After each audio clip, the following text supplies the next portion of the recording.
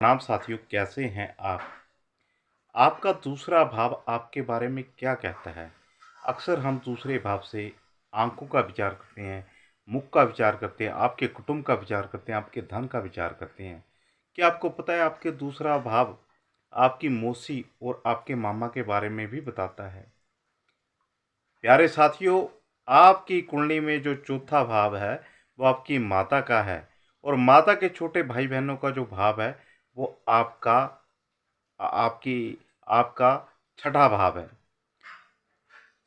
और चौथा भाव आपकी माता का चौथे भाव से एकादश भाव जो होता है वो बड़े भाई बहनों का होता है। तो माता के एकादश भाव से एकादश भाव आपका दूसरा भाव हुआ, यानी कि जो आपका दूसरा भाव है वो आपके चौथे भाव से एकादश भाव है। तो एकादश भाव जो हुआ वो आपकी मामा और मौसी का हुआ। अगर सपोज करो दूसरे भाव में आपका कोई क्रूर ग्रह बैठा हुआ है, कोई नीच ग्रह बैठा हुआ है, तो आप कभी प्रैक्टिकल करना, आपके बड़े मामा और बड़ी मौसी नहीं होगी।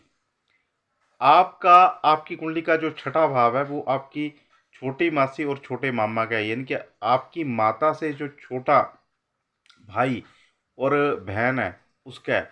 और जो बड़े भाई हैं वो दूसरा आपकी कुंडली का दूसरा भाव और आपकी माता यानी कि चतुर्थ भाव से एकादश भाव आपका दूसरा भाव पड़ता है। अगर आप चतुर्थ भाव से गिनेंगे तो एकादश भाव जो पड़ेगा चतुर्थ भाव से वो आपका दूसरा भाव पड़ेगा। तो वो आपके बड़े मामा और बड़ी मौसी का है। तो आप कभी भी कुंडली का अवलोकन करें तो इस बात का ध्यान रखें कि दूसरे भाव से आपने सिर्फ मृत्यु का विचार नहीं करना है, दूसरे भाव से अपने कुटुंब और धन और आंखों का विचार नहीं करना है, अपितु आपने इस बात का भी विचार करना है कि वो मामा और मौसी का भाव है। और उससे जो सातवां भाव होगा यानी कि आपका अष्टम भाव वो उनके मामा की मिसेज और मौसी के हस्बैंड का होगा। तो कभी भी आपने जब भी रिश्तों के बारे में विचार करना है तो इस तरह से करना है। दूसरे भाव से बहुत कुछ देखा जा सकता है।